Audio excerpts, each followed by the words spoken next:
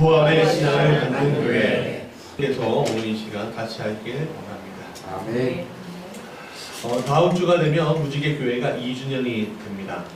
그래서 우리는 요한계시록에 나온 7교회를 통해서 앞으로 시즌2 두 번째로서 이 무지개 교회가 나가야 할 방향을 찾고 있습니다. 오늘은 요한계시록 두 번째 나오는 서머나 교회에 대해서 같이 나누고자 합니다. 이 서머나 교회가 위치한 서머나는요, 예배소 위에 있는 도시입니다. 그 당시 소아시아에 3대 항구가 있었는데 예배소, 밀레도 그리고 서머나였습니다. 그만큼 활발하게 교류가 일어나고 지정학적으로 굉장히 중요한 위치에 있었어요. 그러니까 외지 사람들과 자주 교류하고요, 또 무역으로도 먹고 사는 도시였습니다. 그런데 이 도시가 오늘날에도 터키 지역에 지진이 많이 일어나잖아요. 이 서머나 지역이 지진이 굉장히 많이 일어났다고 합니다. 그러니까 지진이 일어날 때마다 옛날에 돌로 지었으니까 어떻게 됩니까? 자주 무너졌잖아요. 그래서 자주 무너지고 그래서 다시 세우고 그랬는데, 그 당시에 이 요한계시록을 쓸 당시에 황제가, 로마 황제가 그러니까 이 서머나 출신이었습니다. 그래서 이 도시를, 지진난 도시를 아주 아름답게 튼튼하게 견고하게 세웁니다. 그러니까 이 서머나 도시의 사람들이 이 황제에 대해서 어떻게 생각하겠습니까? 굉장히 숭배하겠죠. 그 당시 로마인들은요, 황제를 신이라고 생각했습니다. 신의 아들이라고 생각했습니다. 그렇기 때문에 숭배했습니다. 예전 우리가 일제시대 때 우리도 마찬가지였습니다. 일제 식민지 치하에서 우리는 원하지 않은 신을 신이라고 받들을 수밖에 없었어요. 누구죠? 일본 천황이요. 마찬가지였습니다. 그래서 신사참배 안 하고 동방요배 하지 않으면 어떻게 됐죠? 잡혀갖고 고난과 고초를 당했습니다. 마찬가지로 이 서머나 교회의 교우들은 이 황제를 숭배하지 않는다 라는 이유로 무신론자라고 오히려 공격받았습니다. 참 이상하죠? 하나님은 믿는데 무신론자래요.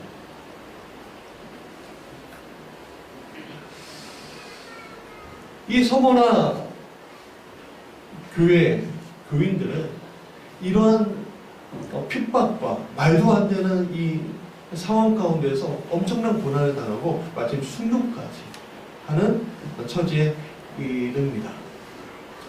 가혹했죠. 재산도 몰수당하고요. 살 수가 없었어요. 이러한 서머나 교회에 대해서 사도 요한을 통해서 주님은 내가 내 환난과 궁핍을 알거니와 실상은 내가 부유한 자다라고 이야기하고 있습니다. 그렇다면 오늘 이 서머나 교회가 무지개 교회에게 하시는 이야기가 무엇일까? 아니, 한국 교회에 하시는 이야기가 무엇일까? 이 말씀을 통해서 우리가 가야 할 바를 같이 찾기를 원합니다. 첫 번째 같이 읽어볼까요? 시작. 부활의 신앙으로 무장하는 교회가 되자. 서머나 교회가 온갖 고난과 고초에도 이길 수 있었던 것은 그들에게 부활의 신앙이라는 게 있었기 때문에 그렇습니다. 여러분, 부활은 뭐죠? 죽었지만 살아나는 것이 부활이었습니다. 그런데 기독교의 부활은 좀 더 특별한 의미가 있습니다. 그것은 죽었다가 다시 일시적으로 사는 것이 아니라 영생, 즉 영원히 사는 것을 의미하고 있습니다. 우리는 성경을 통해서 일시적으로 부활하였던 일을 보게 됩니다. 특별히 예수님을 통해서 3명이 부활하는 것을 보게 되는데, 첫 번째 누구였죠? 우리가 잘 아는 예수님의 친구 나사로였습니다. 두 번째는 회당장 야이로의 딸이었습니다. 달리다부. 세 번째는요, 나인성 과부의 아들이었습니다. 상면을 메고 있는데 거기에서 예수님은 그 아들을 이렇게 세우십니다. 그러나 그들이 지금까지 살아있을까요? 그렇지 않습니다. 그들의 부활은 굉장히 일시적이었다는 겁니다.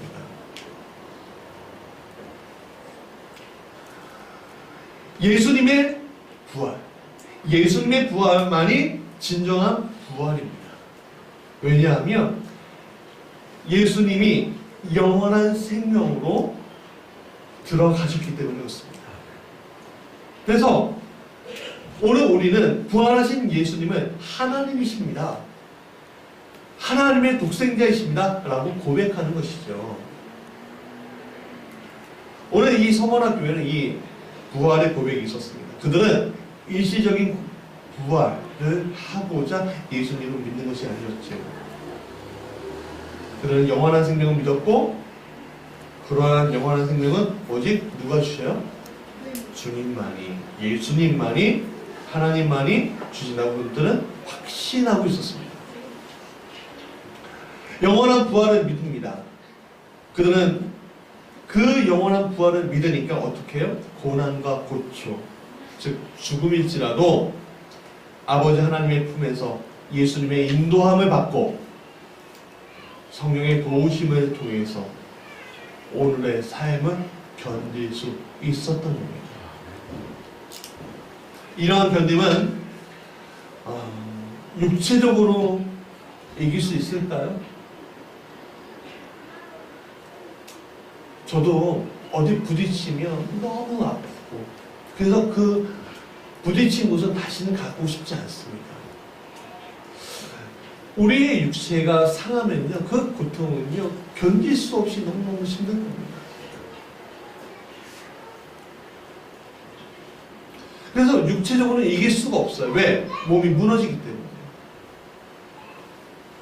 그러나 인간이 가지고 있는, 주님이 주신, 아버지가 주신 우리의 정신적인 것들, 이 영적인 것들을 통해 우리는요 이 육체를 버티게 주님께서 도와주십니다.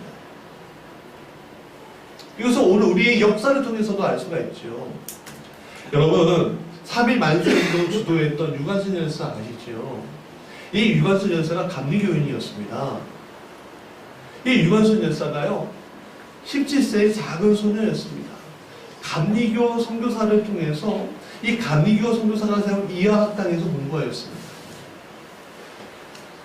이 소년 유관순은요 종동제일감리교회를 담임하고 있던 그 당시에 손정도 목사님에게 깊이 감명을 받고, 신앙의 힘으로 이 나라의 민족을 해방시키자 라고 생각하고 3.1 만세운동이 일어나자 제일 첫 번째 섰습니다.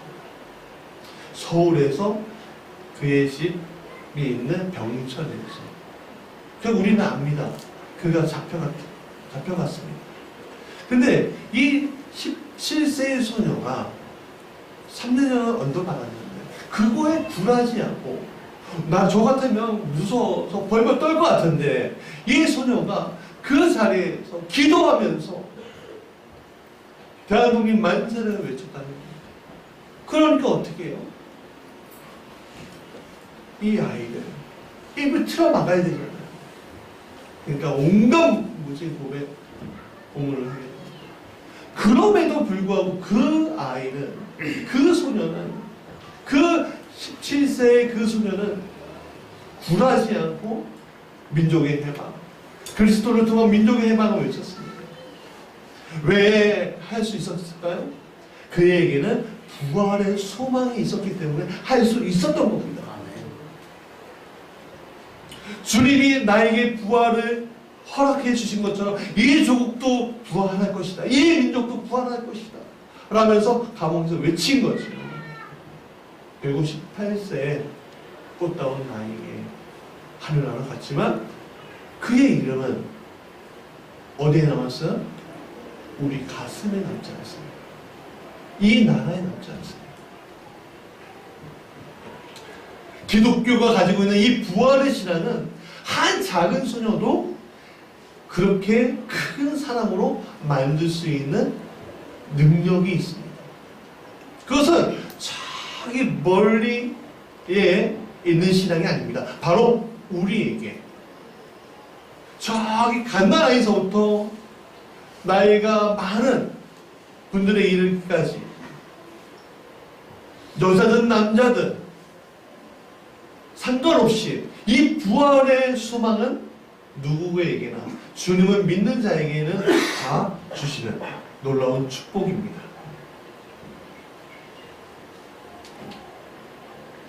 그런데 오늘 우리가 이 부활의 신앙이 없다면 어찌할까요? 이 부활의 신앙으로 무장하지 않는다면 오늘 우리가 고난이 오고 고초가 왔을 때 어찌하고 있을까요? 쉽게 변질되고 쉽게 무너지고 쉽게 무릎 꿇을 겁니다. 그거는 목사도 예외가 아닙니다.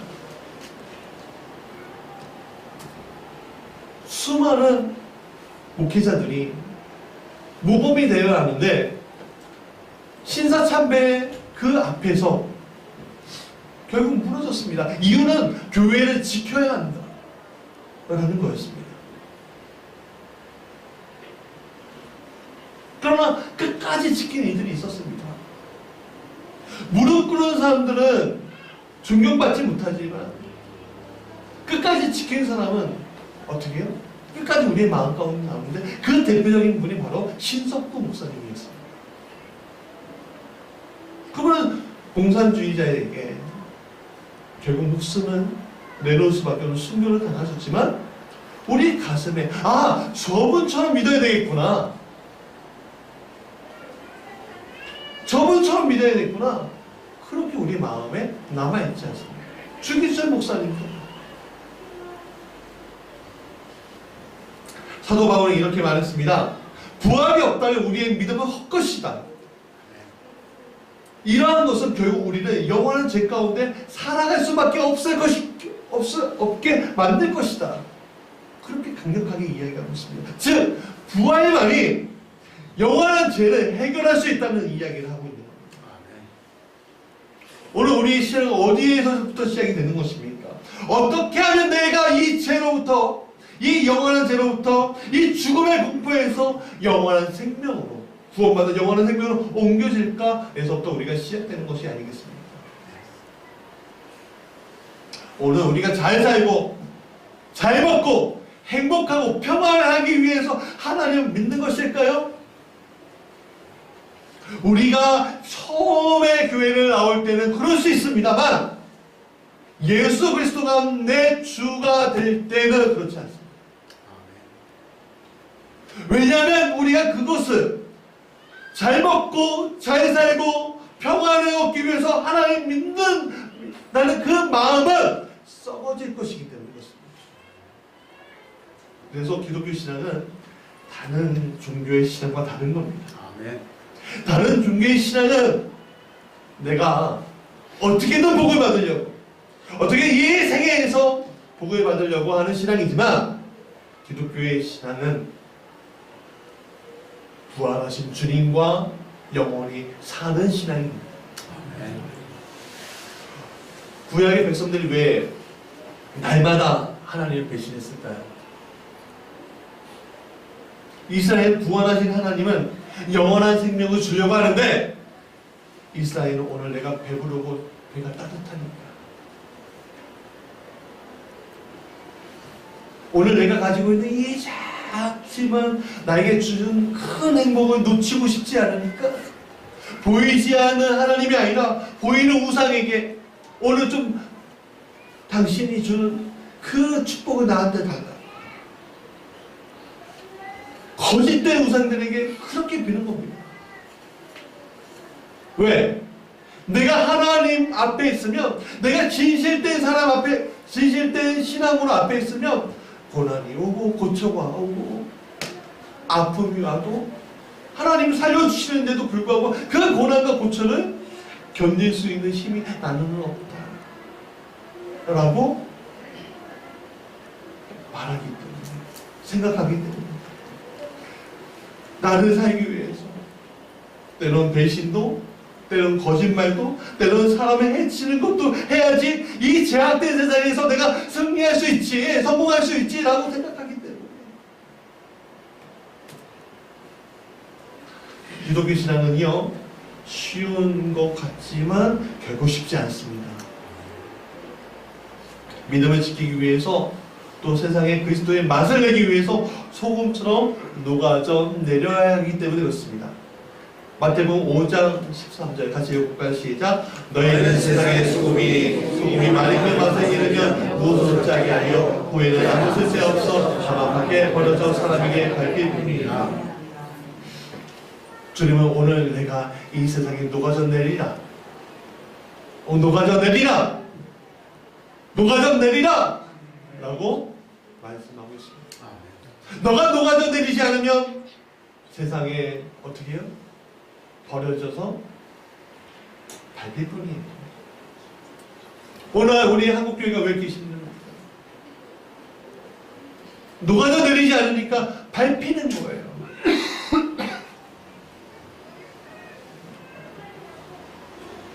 이 세상 속에서 내가 없어야 합니다. 그럼 내가 없다면 누가 계셔야 되죠? 내 안에 역사하시고 나를 인도하시고 나와 함께 하시고 그리고 나의 영광을 받으실 주님이 계셔야죠. 아멘. 그리스도만이 나에게 나타나야 합니다. 아멘. 그것이 오늘 우리에게 부활의 신앙으로 오는 것입니다. 부활의 신앙. 그 부활의 신앙만이 우리를 진정한 예수 그리스도의 제자로, 아버지의 아들과 딸로, 교회사의 인도함을 받는 자로, 교회로 세워질 것을 믿습니다. 아멘. 그런 교회와 그런 성도가 되길 간절히 축원합니다. 아멘. 두 번째, 같이 읽어볼까요? 시작. 실상에 부유한 교회와 성도가 되자. 고난과 고초 앞에서 신앙을 지킬 수 있는 이들이 사실 많지 않습니다. 많은 교회와 성도들은요, 실상은 고난받을 준비, 고초당할 준비가 되어 있지 않습니다. 그래서 세상과 타협하고 또 타협하죠. 왜 타협해야 합니까? 그래야 편하지. 그래야 편합니다. 타협하지 않고 살아가는 이들에 대해서 세상은 이렇게 얘기합니다. 아유, 고집이 세네. 똥고집이야. 융통성이 저렇게 없어서 되겠어? 그렇게 얘기하지. 그리고 왕따시킵니다. 왕따당하지 않으려면 어떻게 합니까? 나는 다른 사람들보다 더 실력이 있어야죠. 그렇죠? 그래서 더 실력이 있어야지, 그것을 무장해야지, 왕따당하지 않고, 아, 그래, 예수 믿는 사람은 저래야지. 이렇게 되는데, 실상은 우리가 그렇게 실력이 많지 않지 않습니까? 다 5달란트 받았으면 좋겠는데, 저기 서 있는 저도 1달란트밖에 받지 못했어요. 그래서 1달란트 받은 사람에게는 이 세상을 헤쳐나가는 것이 쉽지 않습니다. 더 쉽지 않죠. 그래서 신앙은 신앙이지, 신앙은 신앙이지, 아니, 생활은 생활이지. 그렇게 하면서 우리가 살아가잖아요. 그게 오늘 저하고 여러분이 될 수도 있습니다. 우리 건물에 교회가 맨 처음에 세워졌는데 3층, 2층, 1층이 아무것도 없었습니다. 근데 교회가 딱 세워지는데 참 마귀가 장난하는 것 같아요. 제가 기도 많이 하면서 회개하고 있습니다. 노래방이 생기더니 그 밑에 요번에 마사지 업소가 생겼습니다. 자기 말로는 건전하다고 얘기하는데 자신은 그렇지 않은 것 같습니다. 그 사람들에게 물어봤습니다. 교회 다니세요? 교회 다닌답니다. 자신은 교회에 다녀요. 그럼에도 불구하고 그들은 몸을 파는 일을 합니다.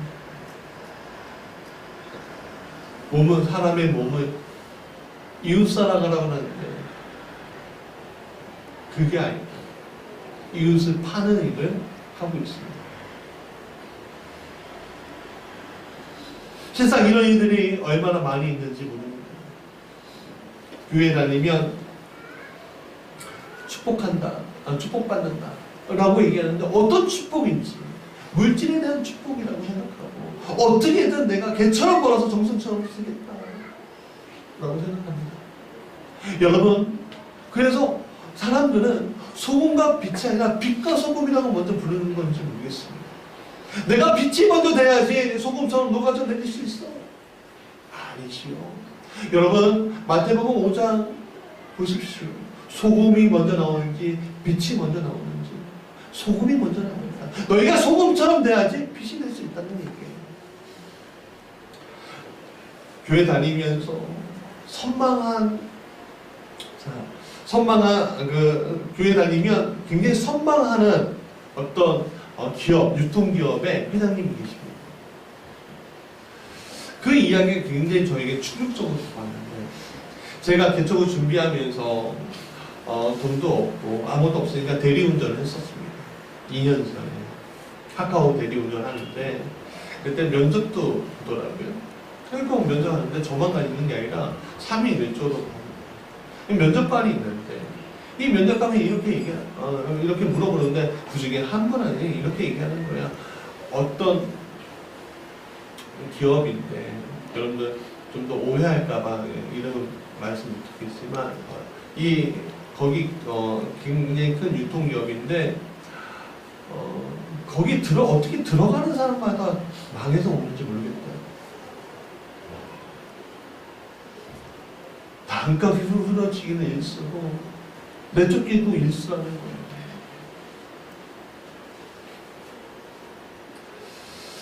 하나님 사랑, 이웃 사랑 외치지만 그냥 이웃 사랑 잠시 버려두고 하나님을 사랑하겠다고 이야기하는 사람들이 너무 많습니다.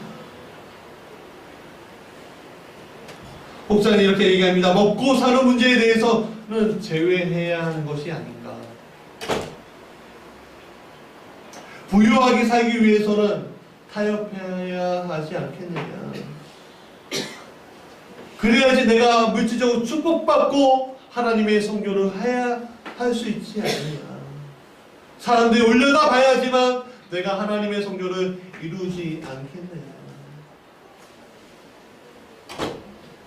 그러나 실상은 타협하면서 얻어지는 결과물을 가지고 성경은 풍요하다라고 얘기하지는 않습니다. 성경은 철저하게 하나님 중심의 삶을 통한 풍요를 이야기하고 있습니다. 그런 풍요는 물질을 이야기하는 것이 아니라 하나님의 만남으로 말미암아 얻어지는 세상이 할 수 없는 비밀, 세상이 누릴 수 없는 그 비밀을 누리는데 그 풍요가 있는 겁니다. 그래서 예수님이 이렇게 말씀하시죠. 요한복음 14장 27절에 평안을 너희에게 끼치노니 곧 나의 평안을 너희에게 주노라. 내가 너희에게 주는 것은 세상이 주는 것 같지 아니하니라. 너희는 마음에 근심하지도 말고 두려워하지도 말고. 요한복음 16장 33절에 이것을 너희에게 이르는 것은 너희로 내 안에서 평안을 누리게 하려 합니다. 세상에서 너희가 환난을 당하나 담대하라. 내가 세상을 이겼다라고 이야기하고 있는 겁니다. 여러분, 그것은 무엇입니까? 오늘 내가 고난과 고초 속에서도, 내가 오늘 궁핍함으로 말미암아 내가 어려움을 당하고 내가 삶이 너무 찢어질 것 같은 삶의 뱀이 있어도 거기서 하나님을 만날 수 있으면 족하다는 거예요. 그 족함이 다입니다. 세상이 줄 수 없는 그 족함. 고질스럽게 하나님 믿으며 살아가는 것을 온고집, 편협한 사람이라고 이야기하는 것을 말하는 것이 아닙니다. 세상과 타협하지 않으면서 하나님을 정말 제대로 섬기며 살아가는 인생을 말하는 겁니다. 초점을 나에게 향하는 것이 아니라 하나님을 떠나는 영혼을 찾는데 그 초점을 가지고 있는 사람들에게 그 풍요가 있는 것입니다. 그렇기 때문에 그 영혼을 위해서 살아가고, 그 영혼을 위해서 섬기고, 그 영혼을 위해서 용서하는 자리에 우리가 서게 돼야 합니다. 그렇기 때문에 그 일들은요, 아프고 힘들죠. 환난도 있고 고난도 있습니다. 그러나 그 일들을 통해서 마태복음 5장 14절과 15절에 있는 말씀처럼 우리는 빛이 될 거예요. 너희는 세상의 빛이다. 산 위의 동네는 숨길 수 없다. 또 사람의 등불을 켜서 대박 아래 두지 않고 등경 위에 둔다. 그래야 등불이 집안에 있는 모든 사람이 환히 비친다. 그것이 저 사람이에요. 바로 부활의 신앙을 갖고 있는 여러분에게 해당되는 말씀인 줄 믿습니다. 아멘. 이렇게 환하게 비치는 것에 대해서 예수님 다시 말씀하십니다. 너희 하나님께 영광을 돌리는 일이다. 이와 같이 너희 빛을 사람에게 비추어서 그들이 너희의 착한 행실을 보고 하늘에 계신 너희 아버지께 영광을 돌리게 하여라. 이것이 실상은 풍요로운 자가 되는 방법입니다. 사랑하는 여러분, 오늘 우리가 공공하고 힘들고 때로는 아플 수 있고 고난당하고 고초당할 수 있습니다. 그러나 이 모든 것이 하나님께 영광 돌리는 일이 되길 간절히 축원합니다. 아멘. 일부러 다가가는 것이 아니에요. 하나님이 주신 그 비전과 소명을 이루기 위해서 가는 길에 어려움이 있을 때, 힘듦이 있을 때 여러분 담대하게 세상을 이기신 주님의 바라보면서 담대하게 달려가시길 간절히 원합니다. 아멘. 세 번째, 같이 읽어볼까요? 시작. 생명의 말을 받는 교회와 성도가 되자. 서머나 교회는 환란과 궁핍이 있는 교회라고 했습니다. 세상으로 보면 그렇게 큰 교회가 아닙니다. 여러분, 고난을 견디는 것이 쉽지 않습니다. 성도들도 마찬가지입니다. 교회 안에는 제자가 있고 무리가 있습니다. 제자는 고난과 고초가 있을 때, 환란이 있을 때 남지만 무리는 흩어집니다. 그렇기 때문에 이 환란이 있는 서머나 교회에는요, 많은 수의 성도들이 있었던 것이 아니라 정말 제자들만이 있었습니다. 왜? 제자가 예수 그리스도를 주로 인정하는 그 순간, 황제를 숭배하지 않겠다고 외치는 그 순간 그들은 잡혀 들어가고 고문당하고 하나님을 부인하게끔 만드는 일, 황제를 숭배하게끔 만드는 일을 당하기 때문에 그렇습니다. 그것이 뻔히 보이잖아요. 그러니까 그 자리에 서지 않아요. 여러분, 이 뻔히 보이는 이 고난과 고초를 왜 견디지 못해? 그렇게 말하기는 쉽지요. 저 또한 마찬가지입니다.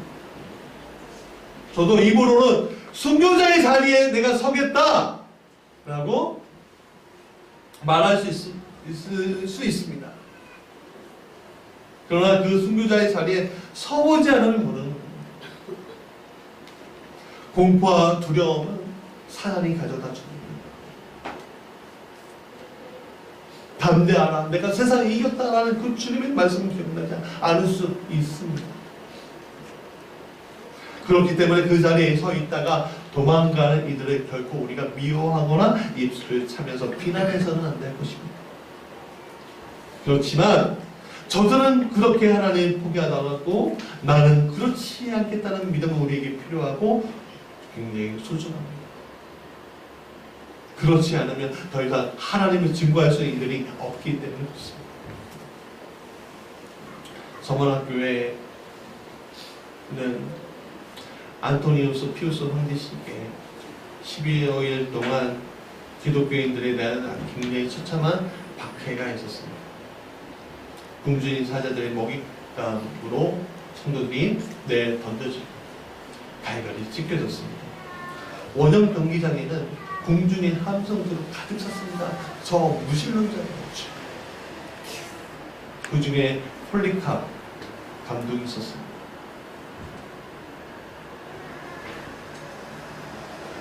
총독은 이 노인인 폴리캅 감독에게 다 늙어갔는데 황제를 숭배, 그럼 놓아줄게. 그것이 얘기합니다.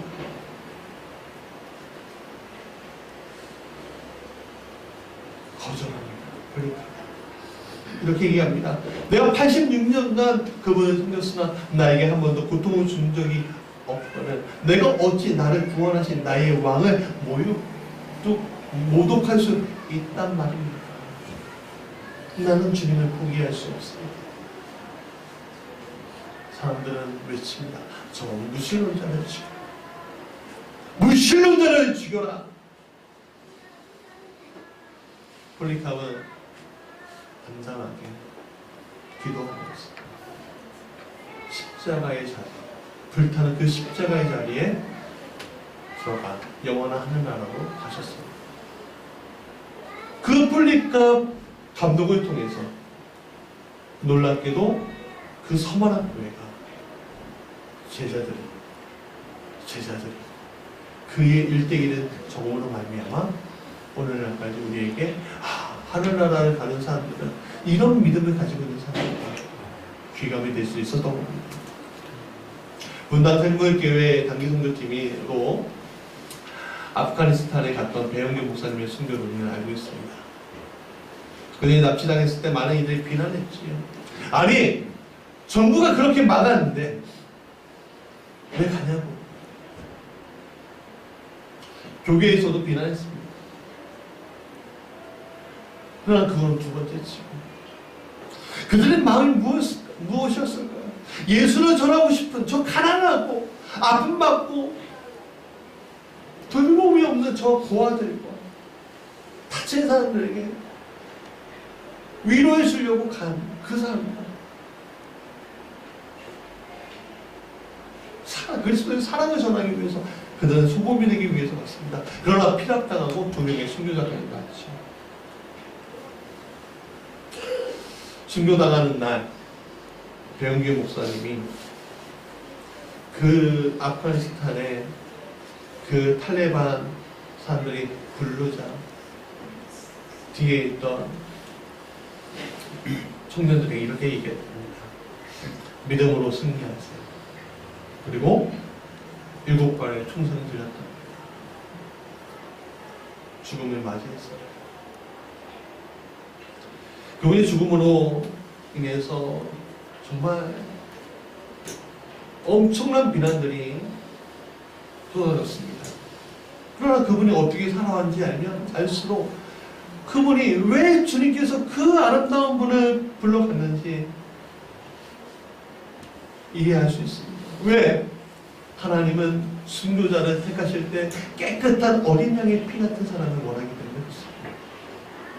이 배영기 목사님의 사명이 온전한 헌신은 마지막 것을 드리는 것이다 라고 했습니다. 그의 시신은 그의 유언대로 의학대학에 기증됐습니다.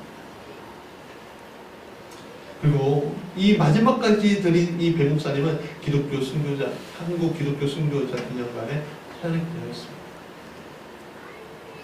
사랑하는 여러분, 오늘 우리에게 필요한 것은 무엇입니까? 이 교회가 나가야 될 길이 무엇입니까? 성공하는 교회일까요? 부자로 축복받는 성도일까요? 물론 그렇게 되는 것도 나쁘지 않을 것입니다. 그러나 우리에게 가장 중요한 것은 생명의 면류관을 얻는 것입니다. 아멘. 생명을 면류관을 얻지 못하고 성공한들 부자가 된들 무슨 소용이 있겠습니까? 이 썩어질 것을. 그렇다면 생명의 면류관을 얻기 위해 오늘 우리는 어떻게 해야 하지요? 부활의 믿음으로 재무장해야죠. 오늘 복음 때문에 고난당하면 두려워하지 말아야 합니다. 살기 위해 고난당하는 것을 두려워하지 않는 이들이 있습니다. 영원히 살기 위해 고난당하면 두려워하지 않는 이들이 있습니다. 이 설교를 준비하면서 영상 하나를 봤는데 깜짝 놀랐습니다. 아프리카 어느 지역에서 예수님을 믿는다고 직접 화형시키는 마라의 주민들이 예수 믿는다고 그 사람 불길로 걷어찹니다. 뜨겁잖아요. 걸어나오잖아요. 다시 걷어찹니다. 너는 이 마을의 수치야. 너는 이 마을에 없어져야 하는 조약 같은 존재야. 그는 불태우는 거지. 그러나 그 피가 저는 그 지역을 변화시킬 곳이 하나 있습니다. 아멘. 이란 땅에 그리스도인들이 2,000명이었답니다. 20년 동안. 이슬람화 될 때. 근데 20년이 지난 다음에 22만으로 바뀌었답니다. 왜 바뀌었을까요? 순교자의 피가 있었기 때문에 그렇습니다. 아멘.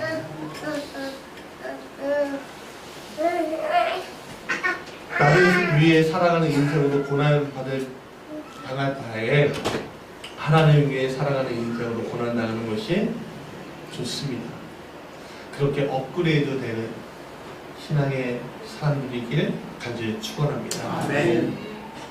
부활의 기쁨, 생명의 면류감을 다 같이 얻는 믿음의 교회, 믿음의 성도 되기를 간절히 축원합니다. 아멘.